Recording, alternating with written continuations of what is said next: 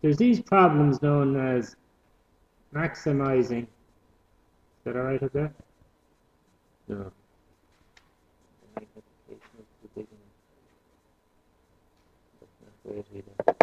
Maximizing and minimizing problems. The questions, I'm going to give you a set of rules to do them. The first thing is that you're given a quantity to maximize or minimize. And this will make much more sense now when I give you an example. So you're asked a quantity. You'll be asked to maximize the area or minimize the volume. Or in real life, you're often asked to maximize the volume, but minimize the area. The reason you're trying to minimize the area, if it's made of aluminium, you have to pay for the aluminium. So the less area of aluminium you need, the cheaper. And you'll be trying to maximize your volume. 2. So you're given a quantity to maximize or minimize. You write a mathematical formula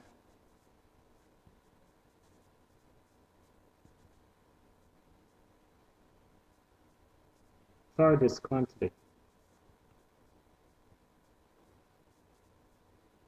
Now it could be that the volume is equal to length by breadth by height. It could be the volume is equal to pi r squared h. It could be the area is whatever. So whatever you're given, you write a formula for it, right? You'll also draw it, right? This formula you've written is normally it has 2 variables in it. Yes? So it would be r squared h. R is a variable and h is a variable. Yes? Right? Now what you've got to do is you'll be given more information. You'll have to write r in terms of h or h in terms of r. So your formula will be in 2 variables. You'll be given one piece of information.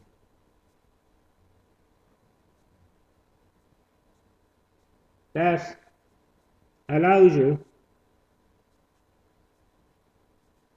to express the formula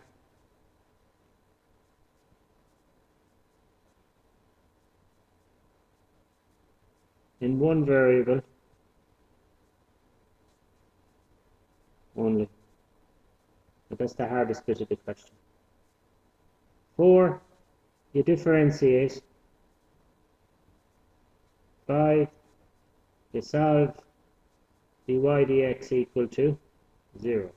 Now at dy dx equal to 0, what are you getting? The stationary points. One being a maximum and the other being a minimum. So you'll be asked for the maximum or the minimum stationary point. And 6, you get d2y dx squared, and you prove that you have your max or your min. Right? So once I got it in one formula, in one variable only, after that it's only what? dy dx, solve dy dx equal to 0. Get your maximum or minimum point and prove it's a max or min. So I'm grand, I know how to do all this type of maths already. And this is where it becomes a little bit more difficult. Alright? An example. The area of a rectangle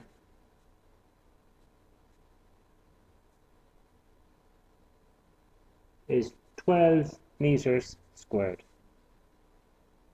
Find the dimensions such that the perimeter is a minimum. Right? So my first thing in every one of these is I would draw it. So it's something that we can look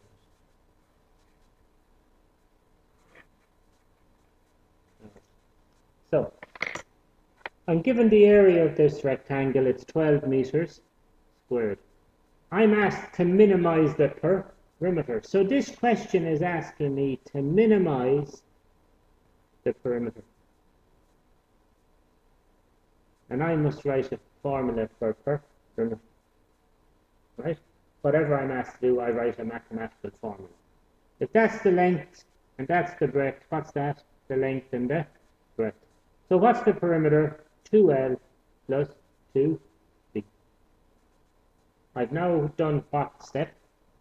2. Yes? I've written a mathematical formula for what I'm asked to do. Step 3 is I'm given another piece of information that allows me to put this in one variable only. What's that piece of information? The area. The area is equal to 12, which implies that the length by the breadth is 12. So the breadth is equal to 12 over the length. Yes? So that implies now my perimeter, which is 2L plus 2B, my perimeter can be written as 2L plus twice 12 over L. My perimeter is equal to twice L plus 24 times L to the power minus 1. So I now have what I'm looking for in what? One variable only. Once I have it in one variable only, what do? Differentiate. 4 dpd L. Differentiate 2L, 2. And 24 minus 24L to the power minus 2. Yes? That's the same as 2 minus 24 over L to the squared. So that's step 4. What do I do for step 5? Solve it equal to 0. dpdL is equal to 0, which implies 2 minus 24 over L squared is equal to 0. 2 is equal to 24 over L squared. 2L squared is equal to 24. L squared is equal to 12. L is equal to plus or minus root 12. Right? So I've now worked out what one side would be. I've worked out if this is root 12, well then what would that be? Root 12. If L is root 12, and if L is root 12, how do I get B? Well, B is equal to 12 over L, which is 12 over root 12, which is what? Root 12. So it's root 12 by root 12. What about minus root 12? But that's not a possible solution when you're dealing with what? The length of a line. You can't have negatives. It might be in another case, but in this case it's not a possible solution. So what dimension should this be? It should be root 12 by root 12. And what does that root 12 by root 12 do? It gives you an area of 12, but it gives you a minimum perimeter. The perimeter is minimized. What's the perimeter here? Root 12 is 4 root 12. Could you have other dimensions for that? You could. It could be 12 by 1. Yeah. Then what would the perimeter be? 12 and 12 and 1 and 1. And what would the area be? 12. It could be 4 and 3. If that was 4 and that was 3, what would the area be? 12. What would the perimeter be? 4 and 4 and 3 and 3. So you're still getting the same area. What's changing each time? And what does this root 12 give me? The minimum perimeter to get that area of 12. Why would I want that? Okay, if it was fencing, it would be the least amount of electric fence that could fence off that land. Yes? If I was making it of gold, some perimeter in gold, and I wanted 12 meters squared, what would I be trying to do with the perimeter? Minimize. Or if I had that perimeter and I want to put diamonds all around it, but I needed 12 meters squared. Right? Now, that just gives you an idea, but that's cost saving. In other words, you're getting that area for the minimum perimeter. Do you understand the question? I didn't do part 6 there. I have to get the 2y dx squared, put in root 12 and get what value for that?